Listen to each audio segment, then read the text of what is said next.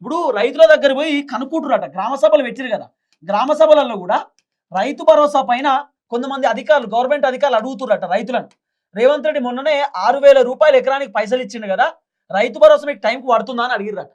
తర్వాత రైతులకు ఏమైనా సమస్యలు ఉన్నాయా అని చెప్పి అడిగిరట. చాలా మంది రైతులు ప్రభుత్వానికి వ్యతిరేకంగా ఆన్సర్ ఇచ్చిరట.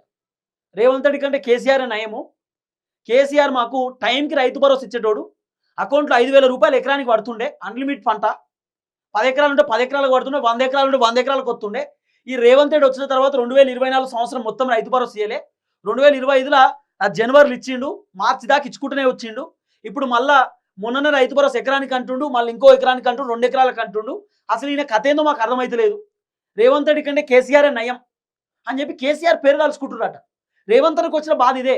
రేవంత్ రెడ్డి ఏ పథకం ఇచ్చినా కేసీఆర్ పేరే తలుచుకుంటారు, కేసీఆర్ పేరే యాద్ చేసుకుంటారు. ఇప్పుడు పెన్షన్ వస్తలేవు కదా, మీకు పెన్షన్లు వస్తున్నాయా అని చెప్పి అడిగితే, కేసీఆర్ మాకు 2,000 పెన్షన్ ఇచ్చిండు, రేవంత్ రెడ్డి 4,000 అన్నది ఇస్తలేడు, కేసీఆర్ నయం అంటున్నారు. మీకు కళ్యాణ లక్ష్మి వచ్చిందా అంటే, కేసీఆర్ మాకు కళ్యాణ లక్ష్మి ఇచ్చేది ఈ రేవంత్ రెడ్డి ఇస్తలేడు అంటున్నారు. కేసీఆర్ ఉన్నప్పుడు మాకు రోడ్లు వేసిండు, కేసీఆర్ ఉన్నప్పుడు గుడి కట్టిండు, బడి కట్టిండు, కేసీఆర్ కాలేజ్ కట్టిండు, కేసీఆర్ గవర్నమెంట్ దవాఖాన కట్టిండు. ఇట్లా కేసీఆర్ గురించి మాట్లాడుతున్నారు మొత్తం. రైతులు కూడా కేసీఆర్ని పొగుడుతురట. యూరియా బత్తాల కొరత లేదు కేసీఆర్ ఉన్నప్పుడు, టైంకి యూరియా బత్తాలు వస్తుండే. ఇలా యూరియా బత్తాల కోసం లైన్లు కట్టాల్సిన పరిస్థితి లేదు కేసీఆర్ ఉన్నప్పుడు. ఒక ఆటో డ్రైవర్ పైసలు ఇస్తే ఆయనే పట్టుకొచ్చి ఇంటికాడ వేసిపోతుండే. ఇలా యాప్లు గీపులు పట్టుకొస్తే దాంట్లో యూరియా బత్తాలు లేవు అని చెప్పి రేవంత్ రెడ్డి తిడుతురు. రేవంత్ రెడ్డిని తిడుతురట రైతులు. రేవంత్ అన్నకు కథ అంతా అర్థమైపోయింది. రేవంత్ అన్న క్లారిటీకి వచ్చిండు.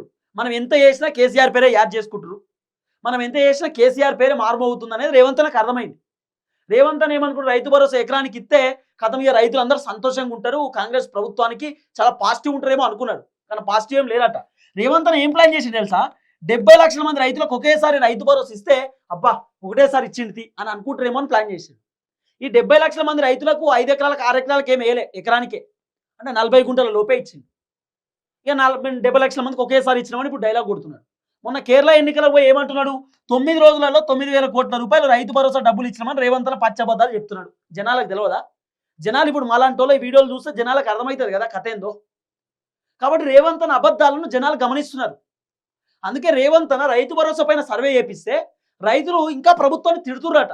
రేవంత్ రెడ్డి వల్ల మా పొలాలకు నీళ్ళు వస్తలేవు, కేసీఆర్ ఉన్నప్పుడు కాళేశ్వరం నీళ్ళని వస్తుండే, చిన్న చిన్న మడికట్లన్నీ నిండుతుండే, చెరువులు నింపి ఆ చెరువులకి వెళ్ళి నీళ్ళు వేస్తుండే.